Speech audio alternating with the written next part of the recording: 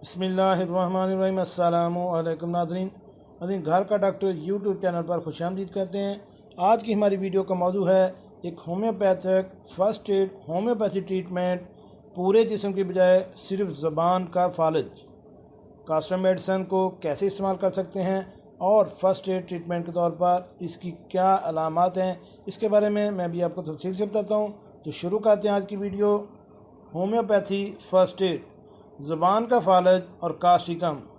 अगर किसी को जिस्म के बकिया हिस्से के साथ या सिर्फ ज़बान का फालज हो जाता है और मरीज़ बोल नहीं पाता, तो कास्टिकम 200 की पावर में एक डोज अपना करिश्मा दिखाती है और चंद घंटों में ज़बान का फालज बेहतर हो जाता है और मरीज़ बोलने के काबिल हो जाता है। ज़रूरत के मुताबिक इस दवा को कुछ दिन रोज़ाना एक डोज इस्तेमाल करवाएं, जिससे इंशाअल्लाह ज़बान का फालज मुकम्मल तौर पर ठीक हो जाएगा।